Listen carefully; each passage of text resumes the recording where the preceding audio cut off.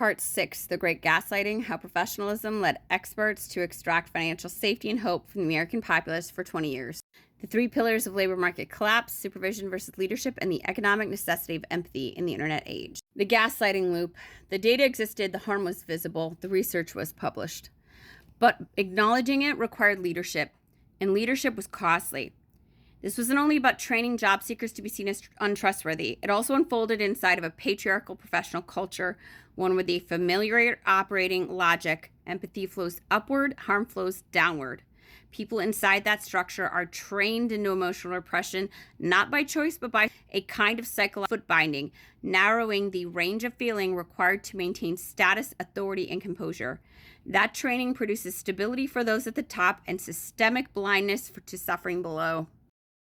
You can see the pattern everywhere. Thousands of untested rape kits sitting unfunded for years, while a single murdered billionaire triggers an immediate nationwide manhunt. Attention follows power. Care follows status. So when harm appeared in the labor market, the system did not produce accountability, it produced defense. When job seekers complained about ghost jobs, ATS black holes, endless rejection, the professional class redirected blame downward.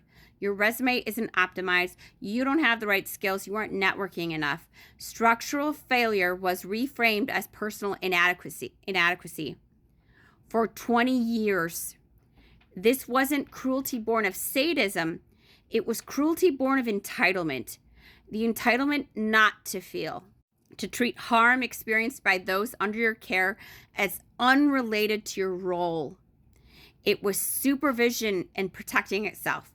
Professionalism used as insulation, detachment mistaken for neutrality.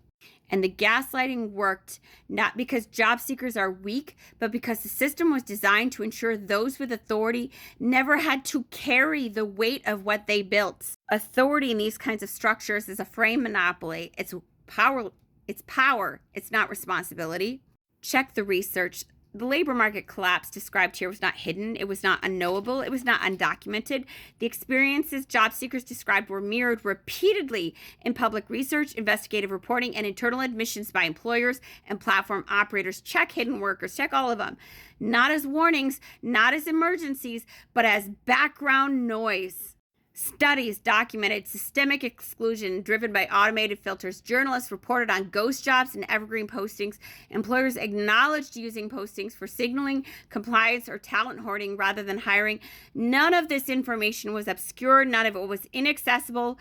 What was missing was not evidence. It was attention. The record did not fail to exist. It failed to be integrated.